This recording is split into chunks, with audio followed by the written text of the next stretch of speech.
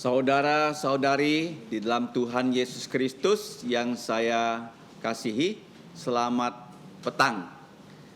Mari kita menonaktifkan HP kita supaya tidak mengganggu jalannya kebaktian matahari terbenam. Untuk yang membawa HP, tolong dimatikan atau di-silentkan ya, supaya tidak mengganggu jalannya kebaktian. Kita mulai kebaktian kita dengan pujian kita yang pertama, Tuhan berada di bait sucinya.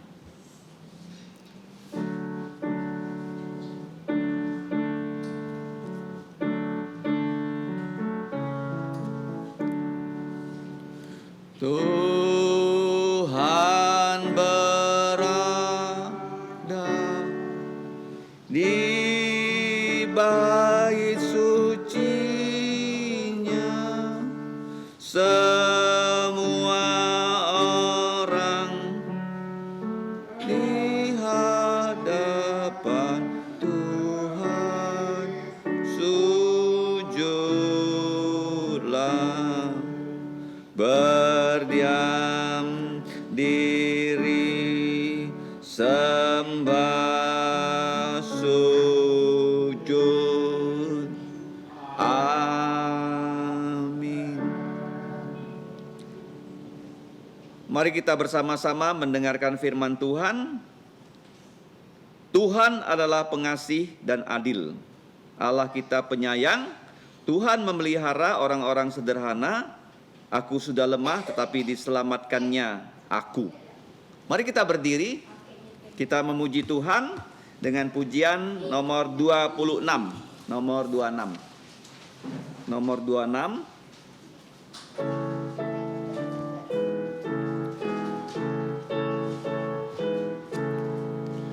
Mulia untuk Allah, kasih-Nya besar, putranya diberikan untuk kaum berdosa. Dia rela disalib bagi manusia, terbukalah pintu selamat untukku. Pujilah, pujilah, dengarlah sabdanya. Pujilah, pujilah, umat bergiranglah, menghadap Allah di antar putranya. Genaplah penebusan mulia untuknya. Darah putranya jadi penebusan, itulah janjinya untuk yang percaya. Dan dosaku betapapun besarnya, Ia menghapus, membasuh semuanya. Pujilah, pujilah, dengarlah sabdanya. Pujilah, pujilah, umat bergiranglah, menghadap Allah di antar putranya. Genaplah penebusan mulia untuknya. Ia mengajarkanku kebenarannya, sungguh senangku di dalam putranya. Amat sukacitaku ya bandingnya, ketika aku melihat wajahnya. Pujilah, pujilah, dengarlah sabdanya. Pujilah, pujilah, umat bergiranglah, menghadap Allah di antar putranya. Genaplah penebusan mulia untuknya. Kita tetap berdiri, mari kita berdoa. Allah Bapa kami, Allah yang Maha Tahu, yang Maha Hadir, yang Maha Kuasa, Allah yang telah menyelamatkan kami di dalam Putra-Mu Tuhan Yesus. sehingga kami dapat dihimpun dalam kebaktian matahari terbenam untuk menyembah dan memuliakan Engkau. Ya Bapa, kami adalah orang-orang yang sudah berdosa. Kami tahu bahwa tanpa darah Yesus kami tidak dapat datang kepada Engkau. Kami mohon ampun atas segala dosa kami yang sudah kami lakukan di dalam pikiran, perkataan, dan perbuatan. Kami juga berdoa mohon Roh-Mu menaungi kami agar kami dapat menyembah Engkau di dalam roh dan kebenaran. Kami serahkan kebaktian ini ke dalam pimpinan-Mu, hanyalah nama-Mu saja yang dimuliakan, ditinggikan. Demikianlah doa kami ya Bapa yang kami naikkan hanya di dalam nama Tuhan Yesus Putra Tunggal-Mu yang telah mengajarkan kami berdoa dengan doa Bapa kami yang berbunyi, Bapa kami yang di surga, dikuduskanlah nama-Mu, datanglah kerajaan-Mu, jadilah kehendak-Mu di bumi seperti di sorga. Berikanlah kami pada hari ini makanan harian kami, dan ampunilah kami akan kesalahan kami, seperti kami juga mengampuni orang yang bersalah pada kami.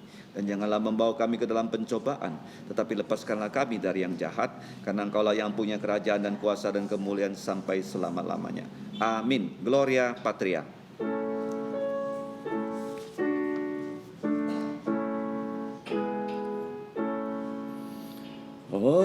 Hormat diberi untuk Bapa, Putra, dan Roh Kudus, dari mula sampai sekarang dan seterusnya, termulia.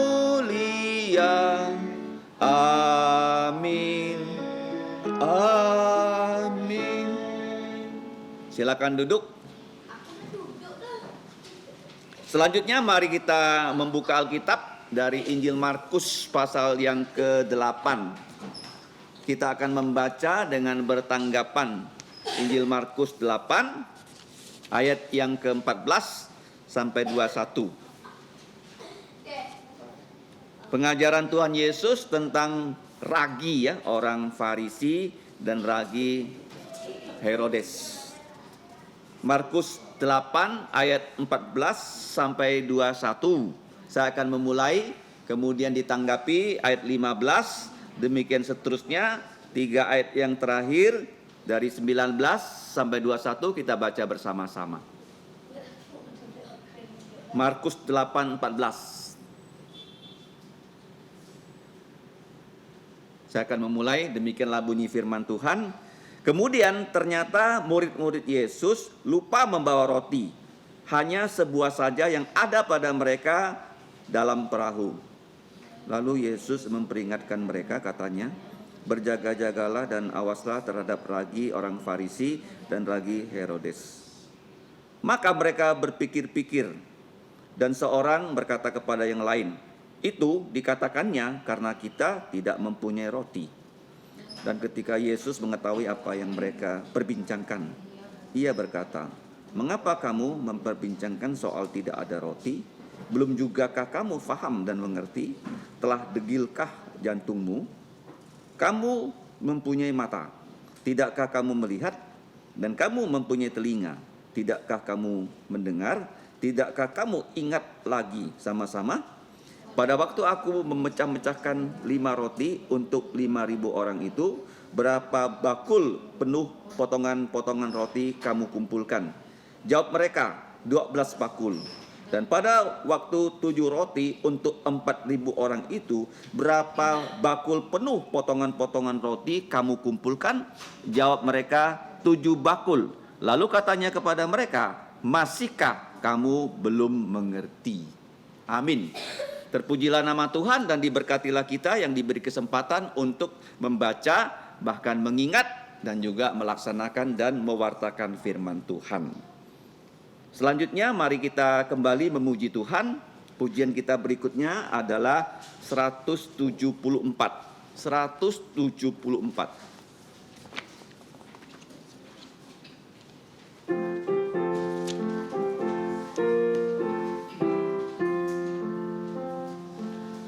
Lelah dan susahkah jiwamu, serta gelap gulitakkah Pandanglah terang juru selamatmu. Hidup bukan bahagialah. Pandanglah pada Yesus. Pandanglah wajah mulianya. Di dalam terang kemuliaannya, dunia akan menjadi hampa. Dari maut ke hidup yang kekal, ikutlah jejak Tuhanmu. Kuasa dosa takkan kekalmu. Kau dapat mengalahkannya. Pandanglah pada Yesus. Pandanglah wajah mulianya. Di dalam terang kemuliaannya, dunia akan menjadi hampa. Janjinya tak pernah berubah. Bila bersandar padanya, cepatlah kabarkan Injilnya. Bawa pulang domba sesat. Pandanglah pada Yesus. Pandanglah wajah mulianya. Di dalam terang kemuliaannya, dunia akan menjadi hampa. Selanjutnya kita akan menghafal ayat hafalan untuk minggu ini. Dari Malaki 4 ayat 21. Ingat ya, namanya Malaki ya, bukan bahasa Indonesia Malyaki. Malyaki itu salah. Malaki yang betul ya, sudah dikoreksi. Ya, Malaki. Malaki itu artinya utusanku ya. Ya. Kita sama-sama mencoba menghafalnya. Kalau belum bisa menghafal dengan baik, kita menghafalkannya di rumah masing-masing. 3, 2, 1. Malaki pasal 4 ayat 2. Tetapi kamu yang takut akan namaku, bagimu akan terbit surya kebenaran dengan kesembuhan pada sayapnya. Kamu akan keluar dan berjingkrak-jingkrak seperti anak lembu lepas kandang. Jadi di sini gelar Tuhan Yesus adalah surya kebenaran yang memberikan kesembuhan pada kita ya, pada sayapnya. Sayap matahari itu sinarnya matahari ya. Seperti kena COVID ya, bisa disembuhkan dengan berjemur. Masih ingat kan? Ya. Jadi ini surya kebenaran, firman Tuhan menyembuhkan penyakit rohani kita. Ini maknanya ya. Oke. Gelar Yesus matahari kebenaran. Jadi sayapnya itu apa? Sinarnya menyembuhkan kita. 3, 2, 1. Malaki pasal 4 ayat 2. Tetapi kamu yang takut akan namaku, bagimu akan terbit surya kebenaran dengan kesembuhan pada sayapnya. Kamu akan keluar dan berjingkrak-jingkrak seperti anak lembu lepas kandang. Jadi anak lembu itu lepas kandang pada saat matahari terbit. Ya, logikanya begitu ya. Jadi malam dia tidur, matahari terbit, dia senang keluarkan kandang. Jadi ya, tidak susah mengingatnya ya kalau kita kaitkan kalimat satu dengan kalimat yang lain. Kita coba membacanya dengan senyap, setelah itu kita usahakan ya supaya bisa menghafalnya. Kalau nggak bisa, boleh dilihat teksnya lagi.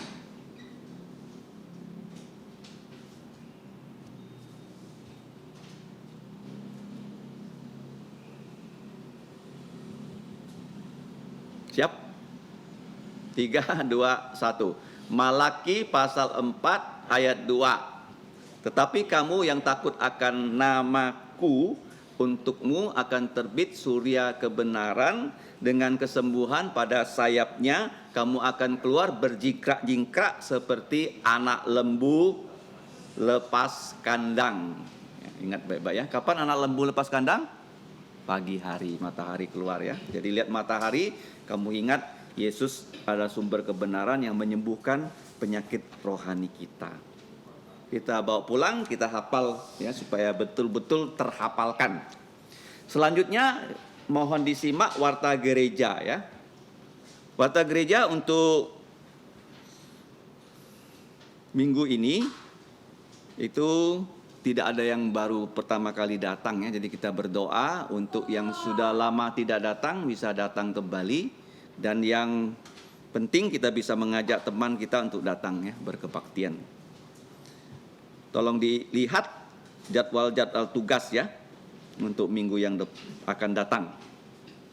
Nah, pengumuman yang pertama, seminar gereja akan dilaksanakan pada akhir bulan Oktober di hari Sabtu tanggal 29. Seminar ini adalah tentang misi ya. Pembicaranya adalah pengabar Injil Joshua Yong, seorang hamba Tuhan dari Singapura, Gereja Kalvari Pandan. Kiranya kita bisa mengikutinya dengan mendaftarkan diri. Ini terjadi di Sabtu siang atau sore ya di gereja ya. Jadi harus mendaftarkan diri karena perlu disiapkan yaitu transportasi dan konsumsinya ya. Mohon kita semua bisa mengikutinya karena hari Sabtu. Jadi kalau kawan-kawannya tidak datang, tolong kasih tahu dia. Tidak dipungut biaya ya, tapi malah disiapkan konsumsinya. Kemudian yang kedua, jangan lupa untuk yang sudah reafirmasi iman baptis dewasa, jadi perjamuan kudus dilaksanakan minggu akan datang. Harap kita semua mempersiapkan diri minggu yang akan datang. Karena tidak ada yang baru ya, kita bersyukur yang sudah lama tidak datang karena sakit sekarang sudah bisa datang kembali ya. Devin, Atan, dan neneknya Marcelo ya. Oke, kita akan memberikan persembahan. Berhubung Yunita tidak datang, nah ini mohon Novi ya bisa menggantikan Yunita. Persembahan kita akan mengiringinya dengan pujian 144 Firman Hidup. 144.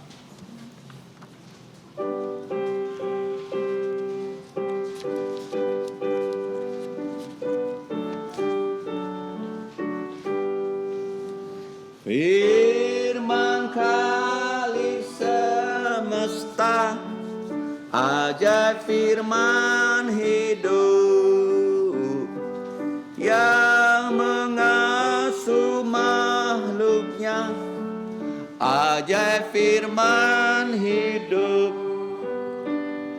bimbingannya dapat untuk orang sesat, firman indah, firman ajaib, firman yang beri hidup, firman indah, firman ajaib, firman yang beri hidup, firman putra mulia, ajaib firman hidup yang menyampai kurnia, ajaib firman hidup.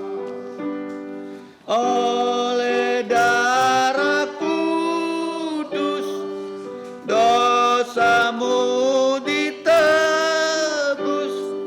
firman indah, firman ajaib, firman yang beri hidup, firman indah, firman ajaib, firman yang beri hidup. Beritakanlah Injilnya, ajaib firman hidup yang beri damai sentosa, ajaib firman hidup. Yesus Kristus Tuhan yang beri pengharapan, firman indah, firman ajaib, firman yang beri hidup. Firman indah, firman ajaib, firman yang beri hidup. Mari kita berdiri, kita memuji Tuhan dengan doksologi.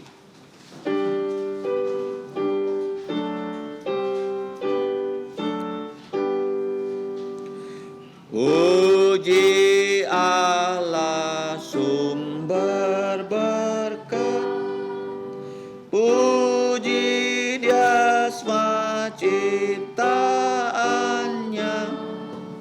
puji Dia para malaikat, Bapa, Putra dan Roh Kudus.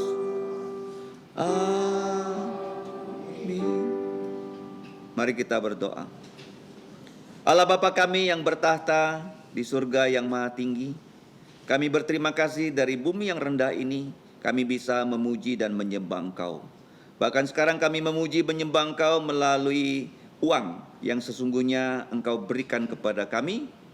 Ya Bapa, kami mengucap syukur untuk semua berkat-Mu, terutama keselamatan dalam Tuhan Yesus, sehingga kami Engkau jaga secara rohani dan keperluan kami secara jasmani Engkau sediakan dari hari lepas hari. Ya Bapa, kami berdoa kiranya Engkau berkenan menerima persembahan ini, dan bahkan Engkau berkenan juga memakai persembahan ini untuk pelayanan, bahkan perluasan kerajaan-Mu di muka bumi ini. Kami percayakan janji-Mu, Engkau akan memberkati tangan-tangan yang telah membawa persembahan ini. Ya Bapa, Engkau menolong supaya teguhkanlah semua pekerjaan tangan kami untuk memuliakan Engkau. Dan juga anak-anak yang mendapatkan uang ini dari orang tua mereka, supaya orang tua mereka dapat percaya pada Tuhan Yesus, sumber segala berkat untuk segala manusia.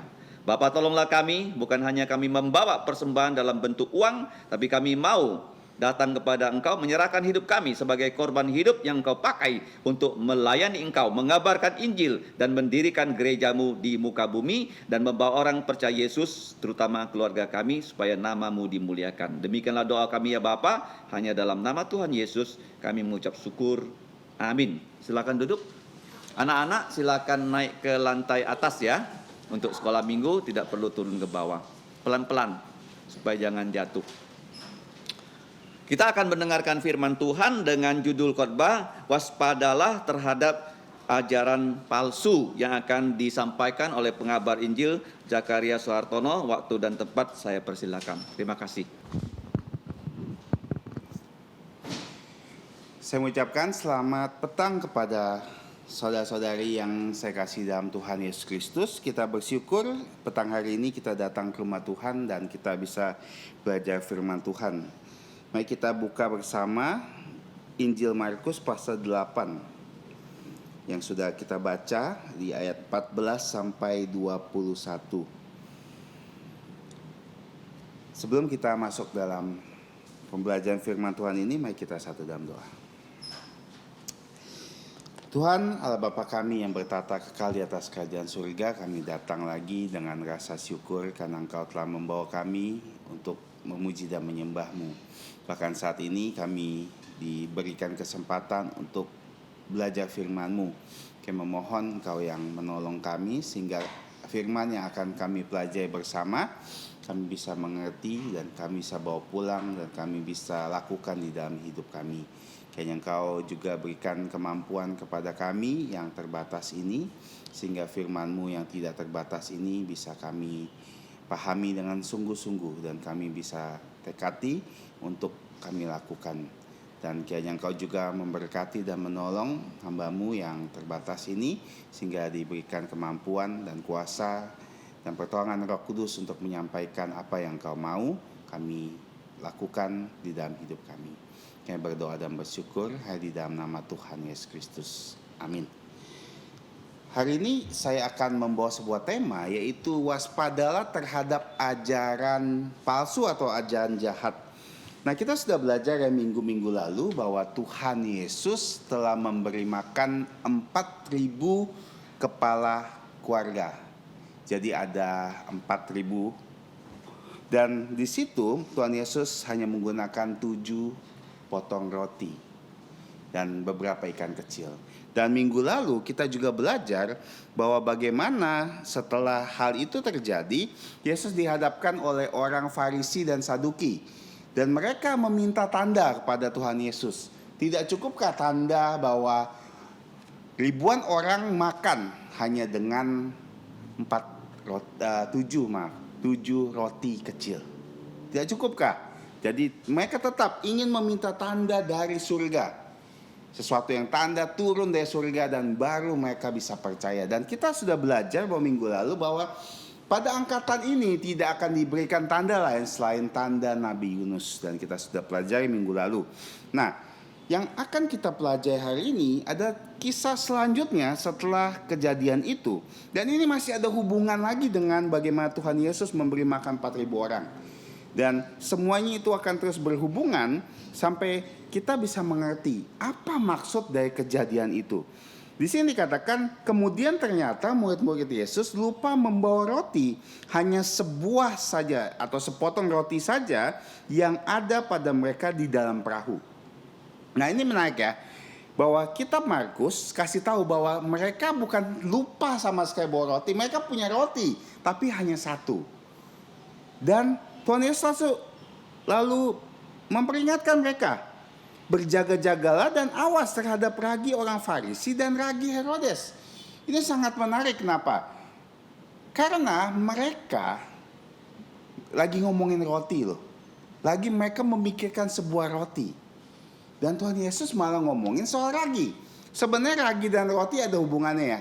Untuk setiap kita yang biasa buat kue ya, buat roti. Kita tahu bahwa ragi itu dipakai supaya adonan itu bisa mengembang. Dan itu sangat penting untuk dilakukan. Kenapa? Kalau dengan ragi, biasa roti lebih empuk, lebih enak ya. Nah, kenapa Tuhan Yesus tiba-tiba berbicara soal waspada atau berjaga-jagalah terhadap ragi orang Farisi dan ragi Herodes. Dan sebagai informasi, kalau kita melihat Injil Matius bukan hanya ragi Farisi dan ragi Herodes, tapi juga ragi orang Saduki. Nah, ada yang mengatakan bahwa ragi Herodes ini kan hanya tercatat di Markus, ragi Saduki tercatat di Matius. Jadi dua ini sebenarnya sama. Tapi kita bisa simpulkan tidak seperti itu ya. Ada 3 peringatan Tuhan Yesus terhadap 3 ragi ini. Ragi Farisi, ragi Herodes, dan ragi Saduki yang akan kita bahas. Nah, ini yang menjadi pertanyaan besar. Mereka dikatakan berpikir dan seorang berkata, itu dikatakannya karena kita tidak mempunyai roti. Dan ketika Yesus mengetahui apa yang mereka perbincangkan, ia berkata, mengapa kamu memperbincangkan soal tidak ada roti? Belum juga kamu faham dan mengerti? Telah degilkah hatimu? Tidak kamu mempunyai mata? Tidakkah kamu melihat? Kamu mempunyai telinga? Tidakkah kamu mendengar? Tidakkah kamu ingat lagi? Dan Tuhan Yesus membahas soal kejadian Tuhan Yesus memberi makan 4.000 orang dan 5.000 orang. Kadang-kadang ya, kita di dalam hidup ini Tuhan memberi sesuatu yang kita tidak mengerti. Kita lagi ngomongin soal roti, kita sedang berpikir soal roti. Malah Tuhan Yesus bilang berwaspadalah tentang ragi. Ini kadang-kadang membuat kita juga bertanya. Kadang-kadang kita akan tersesat seperti para murid. Kita tidak bisa mengkoneksikan apa yang Tuhan ajarkan di dalam hidup kita. Ini sering sekali terjadi. Makanya kadang-kadang kita kalau dengar khotbah, kita kadang-kadang selalu punya satu sentimental bahwa khotbah ini nih ya begitu-begitu aja. Tiap minggu ya selalu dikhotbahkan itu. Kenapa? Karena kita tidak melihat relasinya terhadap hidup kita. Karena kita tidak coba menghubungkannya di dalam kehidupan personal kita. Bahkan kadang-kadang kita bilang, ini khotbah ini membosankan. Itu aja. Kenapa? Karena kita tidak pernah tahu inti dan maksud dari khotbah itu saat kita hubungkan di dalam hidup kita. Sama seperti mereka loh. Mereka tidak berpikir, mereka hanya berpikir bahwa Tuhan lagi ngomongin roti nih. Kita nggak bawa roti dan kita cuma punya 1 potong roti. Sedangkan Tuhan Yesus ingin kasih tahu, ini bukan soal roti, bukan soal makan. Kita cuma 13 orang loh. Dan 1 potong roti mungkin nggak Tuhan Yesus bisa jadikan banyak untuk mereka ber-13 kenyang? Bisa. Makanya Tuhan Yesus bilang 5.000 orang laki-laki saja dengan 5 roti 2 ikan bisa. 4.000 orang dengan 7 roti saja bisa. Kamu sekarang mikirkan soal makanan kamu, 13 orang, kita 1 roti cukup gak? Cukup. Tapi itu bukan maksud Tuhan Yesus. Tuhan Yesus ingin meng-highlight satu hal yang akan jadi fokus kita tentang ragi. Ragi Farisi, ragi Saduki, dan ragi Herodes. Ragi apa maksudnya? Nah, kita harus lihat ya, di dalam Alkitab banyak benda-benda atau perumpamaan yang Tuhan pakai. Itu harus kita lihat berdasarkan konteks, ya. Jangan segala sesuatu kita pukul ratakan. Dan ini sering terjadi kesalahan untuk guru-guru sekolah minggu khususnya, bahkan pengkhotbah. Misalnya, saat Alkitab membicarakan soal semut di Amsal 6 ayat 6. Perhatikan semut, perhatikan tingkah mereka. Kadang-kadang pengajar sekolah minggu mengajarkan apa? Oh, semut itu sangat besar, sangat hebat. Dia bisa mengangkat 10 kali dari berat badannya. Padahal Alkitab tidak menjelaskan semut itu soal itunya. Apa yang di-highlight sama Alkitab? Soal rajinnya. Ya. Jadi enggak semua segala sesuatu tentang semut kita bicarakan. Seperti Tuhan mengatakan, kamu harus cerdik seperti ular. Padahal Alkitab katakan ular itu licik. Kenapa Tuhan juga katakan bahwa kita harus cerdik? Karena itulah yang ingin di-highlight atau digarisbawahi sama Tuhan. Jadi seperti ragi. Kita tahu ya perumpamaan ragi. Kita sudah belajar bahkan ya tahun lalu perumpamaan ragi. Bagaimana Tuhan kasih tahu Injil kerajaan Allah seperti ragi. Kenapa? Karena dari kecil mengembang besar seperti adonan kue besar. Tapi di Alkitab ternyata ragi itu lebih banyak membicarakan soal ajaran palsu. Kita akan lihat beberapa ayat sebelum kita nanti akan bersama-sama lihat apa yang Tuhan maksud tentang ragi Farisi, Saduki dan Herodes ini. Kita buka di 1 Korintus 5. 1 Korintus pasal 5 6 sampai 8. Saya akan menunjukkan bahwa di dalam Alkitab ragi ini apa sih? Lebih banyak menjelaskan soal apa?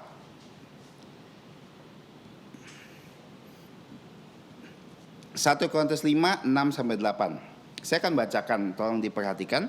Kemegahanmu tidak baik, tidak tahukah kamu bahwa sedikit ragi mengkamiri seluruh adonan. Buanglah ragi yang lama itu supaya kamu menjadi adonan yang baru, sebab kamu memang tidak beragi. Sebab anak domba Paskah kita juga telah disembelih, yaitu Kristus. Karena itu marilah kita berpesta bukan dengan ragi yang lama, bukan pula dengan ragi keburukan dan kejahatan, tetapi dengan roti yang tidak beragi, yaitu kemurnian dan kebenaran. Di Galatia 5, 8 dan 9 saya bacakan, tidak perlu membukanya. Ajakan untuk tidak menurutinya lagi bukan dari Dia yang memanggil kamu. Sedikit ragi sudah menghamirkan seluruh adonan. Dari 2 ayat ini aja kita sudah tahu bahwa ragi yang dimaksud oleh Tuhan Yesus bukan soal Injil yang berkembang. Bukan soal sesuatu yang baik, tapi soal sesuatu yang buruk. Kita harus tahu ya, saat perayaan Paskah, orang Israel akan merayakan dengan roti tidak beragi. Kenapa? Karena waktu itu, waktu sebelum Paskah, orang Israel disuruh keluar dari tanah Mesir dengan buru-buru. Mereka tidak sempat lagi memakaikan ragi pada rotinya. Dan karena ragi, saat kita masukkan ragi dalam adonan untuk yang bikin kue ya, tahu kita akan menunggu, kita akan tutup berapa lama, bisa sejam, 2 jam sampai adonannya ngembang. Apalagi zaman dahulu raginya tidak seperti itu. Mereka harus tunggu semalaman sampai adonannya mengembang. Nah, di sini dijelaskan bahwa kita, bahkan di Alkitab di 1 Korintus 5 katakan, sebab kita adonan yang baru tidak beragi. Nah, ini menjelaskan bahwa Tuhan Yesus mengatakan kepada murid-muridnya, kamu waspada terhadap apa sih? Nah, Injil Matius sebenarnya sudah jelaskan loh untuk kita. Memang tidak ada di Injil Markus, tapi di Injil Matius sudah kasih tahu. Saya akan bacakan di Matius 16 ayat 11 dan 12. Bagaimana mungkin kamu tidak mengerti? Bukan roti yang kumaksud, aku berkata kepadamu, waspadalah terhadap ragi orang Farisi dan Saduki. Ketika itu barulah mereka mengerti, bukan maksudnya supaya mereka waspada terhadap ragi roti, melainkan terhadap ajaran orang Farisi dan Saduki, dan ditambah di sini ragi orang Herodes. Nah, kita sudah simpulkan ya bahwa ini adalah ajaran yang disuruh Tuhan Yesus untuk kita waspadai. Dan ternyata saat kita aplikasikan di dalam hidup kita, 3 golongan ini masih ada loh secara rohani di dalam kekristenan. Highlightnya apa sih? 3 golongan ini, Farisi, Saduki, dan Herodes atau Herodian, pengikut Herodes. 3 golongan ini 3 golongan yang membenci Tuhan Yesus. Ya, 3 golongan yang membenci Tuhan Yesus, dan mereka mempunyai ajaran-ajaran yang berbeda. Fokus kelompok mereka berbeda, tapi fokus-fokus ini tidak boleh kita miliki. Pertama, Farisi. Saya singkat Farisi, Saduki, dan Herodes dengan 3L. Ya, untuk lebih mudah. Farisi ini adalah kelompok legalistik dan munafik. Ya, Farisi adalah kelompok legalistik dan munafik. Apa maksudnya kelompok legalistik? Nah, sederhananya gini ya. Mereka kelompok yang dikatakan mereka memisahkan diri mereka sendiri dan merasa bahwa tradisi mereka itu sangat luar biasa. Mereka dengan hukum yang mereka buat, mereka menjadi kelompok yang top di kalangan orang Israel. Nah, apa yang bisa kita pelajari dari mereka? Mereka bukan hanya legalistik, mereka lebih utamakan tradisi, tapi mereka yang paling parah adalah mereka punya hukum, mereka punya aturan, mereka punya sesuatu yang kamu gak boleh lakukan, sesuatu yang kamu harus lakukan. Tapi mereka yang jadi masalah adalah mereka adalah orang-orang yang legalistik tapi munafik. Kita sudah belajar waktu kita mempelajari bagaimana Tuhan Yesus ditentang sama orang Farisi bilang, murid-murid kamu tidak cuci tangan. Nah, kita sudah mempelajari secara garis besar seperti apa kemunafikan. Tapi saya akan hanya meng-highlight sedikit karena saya tidak akan mengulang itu. Highlightnya kalau kita bisa melihat bagaimana Tuhan Yesus mengatakan orang Farisi ini di Matius 23 ayat 1 sampai 30, panjang sekali ya. Tapi saya highlight hanya ada 9 ciri khas orang Farisi yang tidak boleh kita miliki. 9 ya. Nah, pertama, mereka melakukan agama hanya untuk dilihat orang lain. Ini orang Farisi. Jadi kalau kita orang Kristen sama loh. Kamu ke gereja, kamu melayani, kamu melakukan ini dan itu hanya untuk orang lain lihat. Kita seperti orang Farisi. Sederhananya seperti itu. Dan ini yang kita harus hindari. Jangan kita datang ke gereja nih karena kita ingin dilihat orang. Jangan kita melakukan ini dan itu, kita berdoa, kita bersaat teduh hanya karena orang mau lihat kita. Itu yang pertama, ya, sederhana. Kedua, saya tidak akan baca ayat-ayatnya, tapi saya hanya highlight. Karena kalau saya baca ayatnya 30 ayat, dia tidak akan selesai dengan cepat. Kedua, mereka suka meninggikan diri mereka sendiri. Dikatakan, mereka suka duduk di tempat terhormat, perjamuan, di tempat terdepan rumah ibadat. Mereka suka menerima penghormatan di pasar. Mereka suka dipanggil rabi. Dan Tuhan Yesus katakan, barang siapa terbesar di antara kamu, hendaklah ia menjadi pelayanmu. Barang siapa meninggikan diri, ia akan direndahkan. Kedua, orang Farisi suka menyombongkan diri dengan derajat mereka. Kadang-kadang di antara kita banyak jadi orang Farisi. Kenapa? Ngerasa gini, dia tuh orang paling berdosa. Lihat kelakuannya, lihat hidup dia. Nggak seperti saya. Saya tuh baik. Saya tuh rajin ke gereja. Ini malas-malasan, orang ini malas-malasan. Oh, kita bandingkan, oh dia nggak bisa buka Alkitab tuh kan, dia nggak bisa buka Alkitab, saya bisa buka Alkitab. Saya pokoknya lebih baik dari yang lain. Dan kita suka menerima pujian. Bukannya dilihat, tapi suka terima pujian. Seperti inilah orang Farisi zaman ini. Ketiga, menghalangi orang lain untuk percaya. Di sini katakan, mereka menutup pintu-pintu kerajaan sorga di depan orang. Artinya gini loh, kita terlalu fokus dengan diri kita sampai lupa bahwa orang lain juga berhak mendapatkan keselamatan. Inilah orang Farisi. Kalau kita ya, hidup kita hanya fokus kepada diri kita sendiri. Yang penting saya sudah selamat, sudah habis.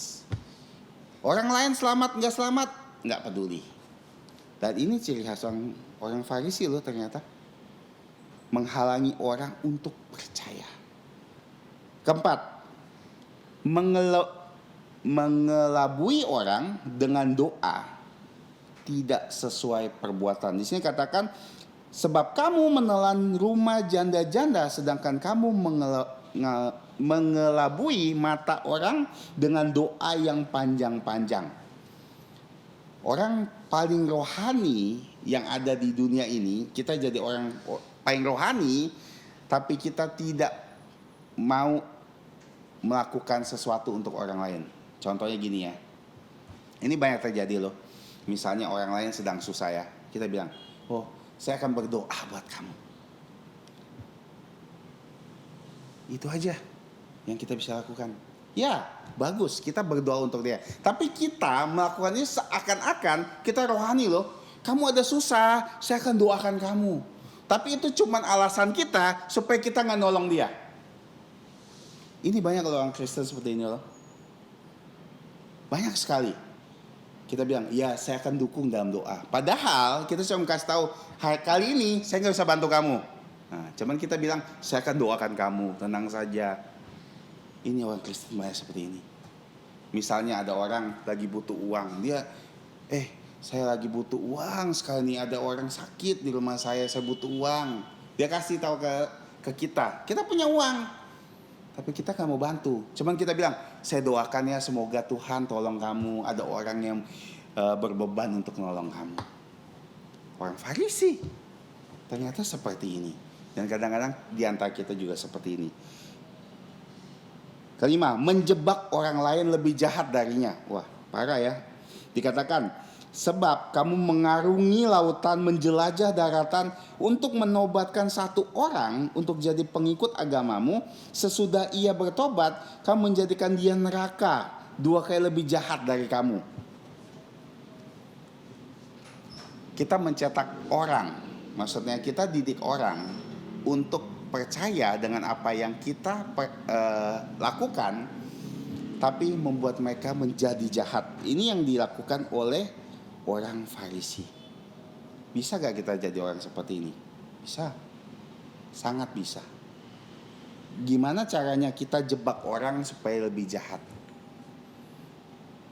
Caranya adalah ketika kita waktu misalnya ada firman Tuhan ya lagi diajarkan. Yang kita buat bukan yang kita bicarakan bukan ajarannya loh, tapi pribadi orang itu loh. Yang kita kasih tahu orang, lihat tuh dia barusan ngajarin ini, padahal hidup dia seperti ini loh. Lalu dia akan berpikir setiap kali pengkhotbah itu berbicara, pengkhotbah itu bohong. Dan ini terjadi. Dan ini seperti orang Farisi. Keenam, mereka menggunakan agama untuk bersumpah palsu. Dikatakan, kamu pemimpin buta berkata bersumpah demi bait suci. Bersumpah demi, di sini katakan bait suci, bersumpah demi emas persembahan. Bersumpah demi mezbah. Mereka gunakan agama untuk sumpah. Supaya tidak disalahkan.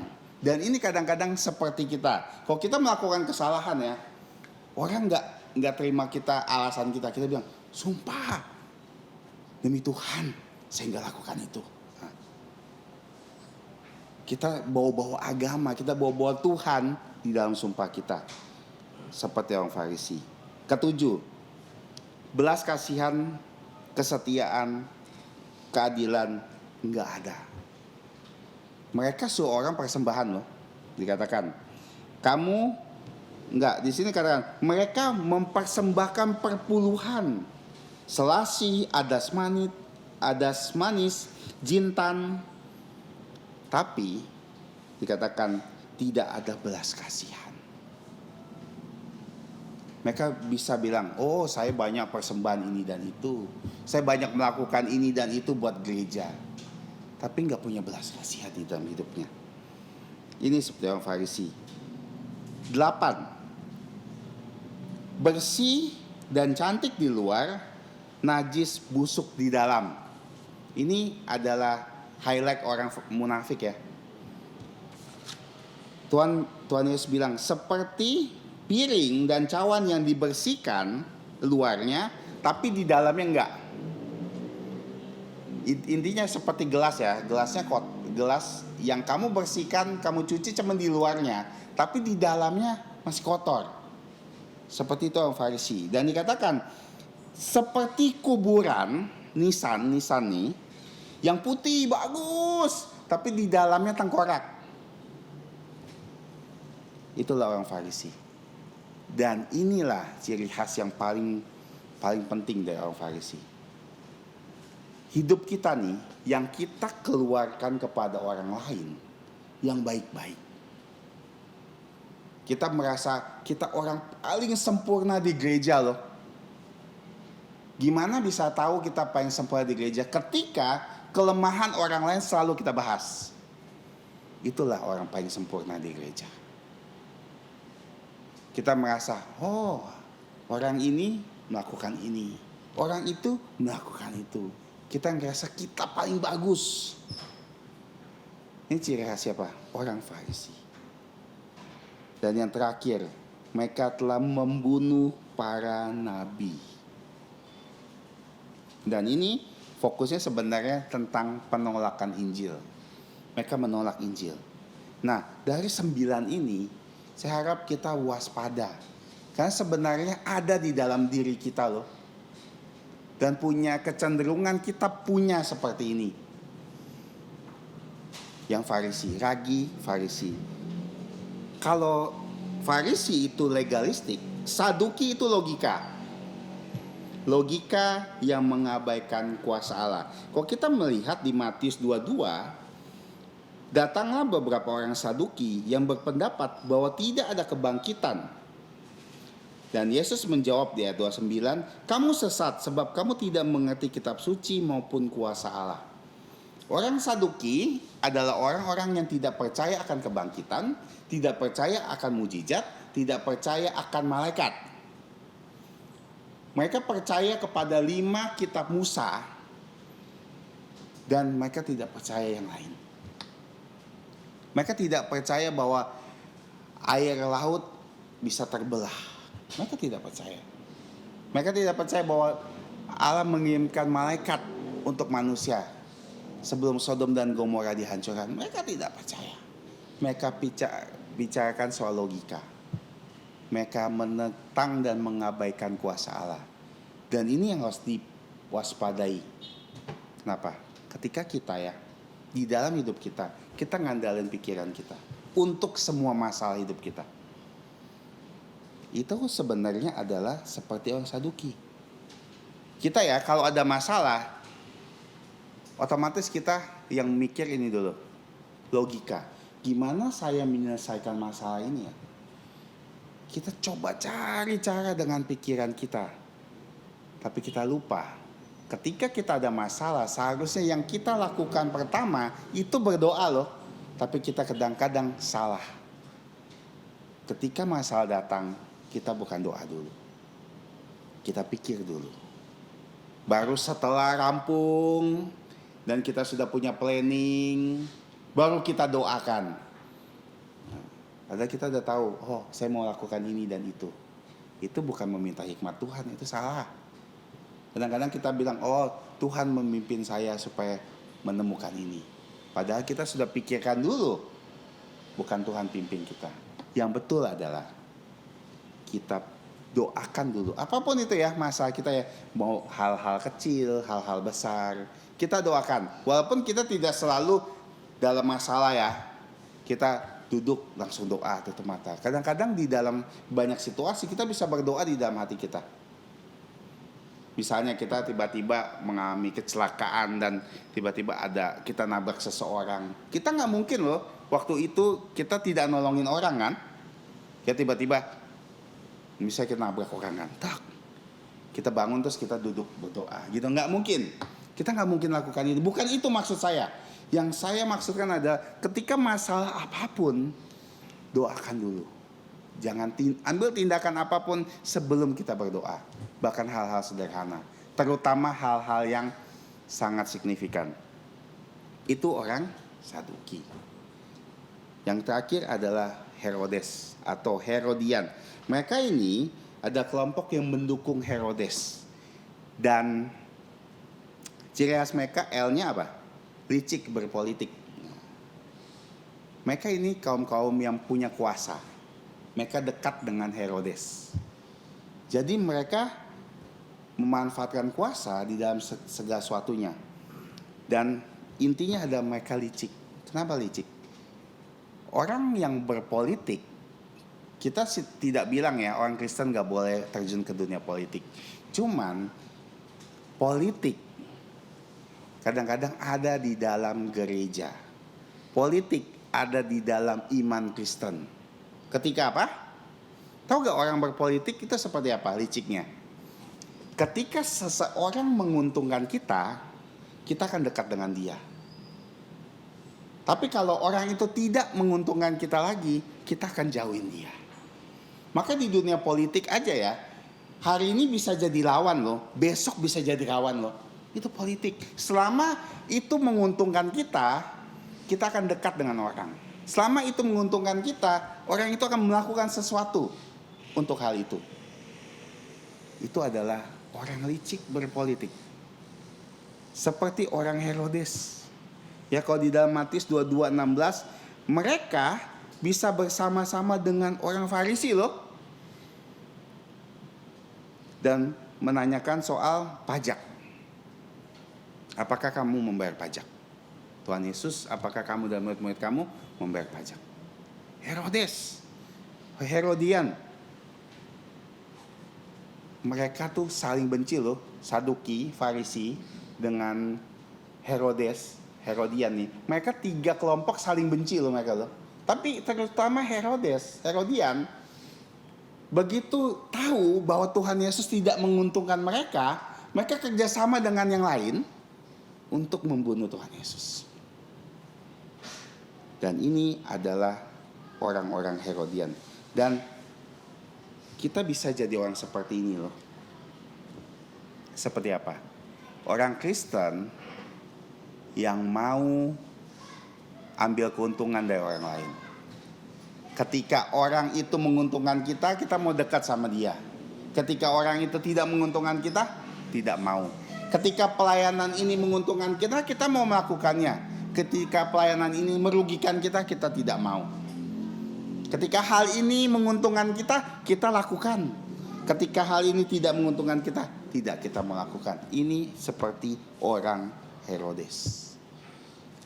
Jadi hari ini secara sederhana kita sebenarnya belajar 3 ragi ini, ajaran-ajaran yang kita hubungkan di dalam kekristenan. Karena kenapa?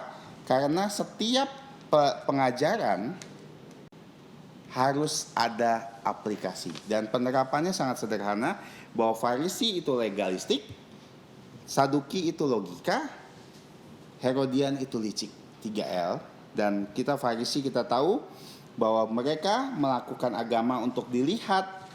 Di sini juga dikatakan mereka meninggikan diri mereka sendiri, mereka menghalangi orang untuk percaya, mengelabui orang, menjebak orang lain lebih jahat darinya, menggunakan agama untuk bersumpah palsu, dan mereka tidak punya belas kasihan. Mereka memperlihatkan dirinya bersih di luar, cantik di luar, tapi najis dan busuk di dalam, dan mereka membunuh nabi-nabi. Dan Saduki kita melihat bahwa mereka pakai logika, mengabaikan kuasa Allah. Dan Herodian mereka licik, berpolitik, dan memanfaatkan kuasa. Kiranya ajaran-ajaran ini, hidup-hidup ini harus dihilangkan dari kita. Dan sebagai penutup saya akan membacakan dari Matius pasal 23 ayat 3. Di sini dikatakan, sebab itu turutilah dan lakukanlah segala sesuatu yang mereka ajarkan kepadamu. Ini untuk orang Farisi ya. Tetapi jangan kamu turuti perbuatan mereka, karena mereka mengajarkannya tapi tidak melakukannya. Ini adalah garis besar bagaimana orang Farisi dikatakan sebagai orang munafik. Mari kita berdoa. Tuhan Allah Bapa kami yang bertata di surga, kami datang lagi kepadamu dengan rasa syukur karena kami boleh belajar firman-Mu. Tolong kami yang terbatas ini, semoga kami bisa mengingat kembali apa yang kami pelajari dan kami bisa lakukan di dalam kehidupan kami sehari-hari. Kami akhiri doa kami dengan ucapan syukur dan mohon ampun atas dosa pelanggaran kami, hanya di dalam nama Tuhan Yesus Kristus. Amin. Sebagai akhir dari kebaktian kita akan menyanyikan pujian 326. Setelah itu hambanya akan menutup kita dalam doa berkat atau doa penutup. 326 kita bangkit berdiri.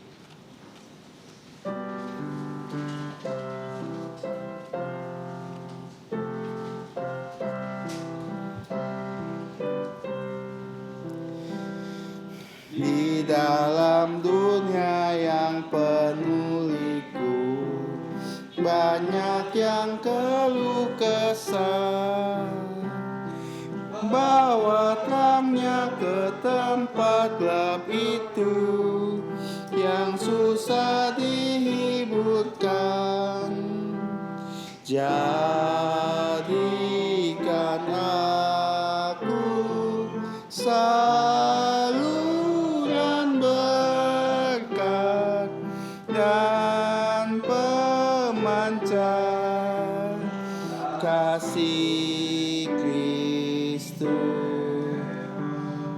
Dengar doaku dan jadikanku saluran berkat untuk umatnya. Beritakan tentang kasih Tuhanmu, tentang pengampunannya. Bawalah mereka kepadanya dengan saksi hidupmu. Jadikan aku saluran berkat dan pemancar kasih Kristus. Dengar dan jadikanku saluran berkah untuk umat-Nya.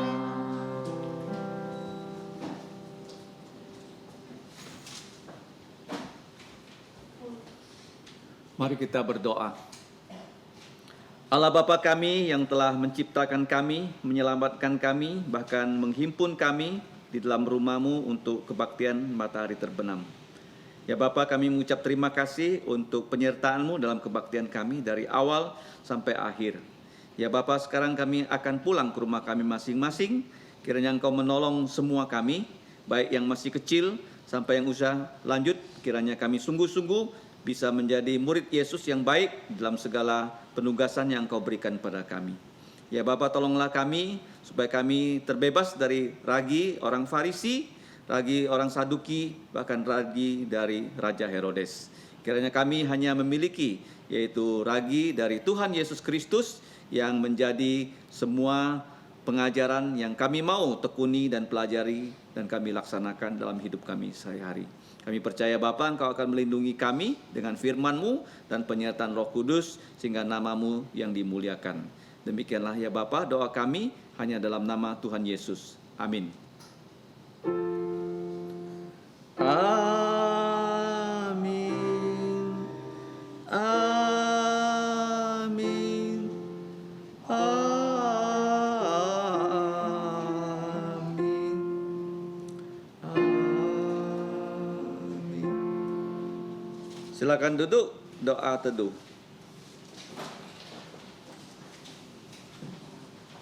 Tuhanmu memberkatimu dan melindungimu.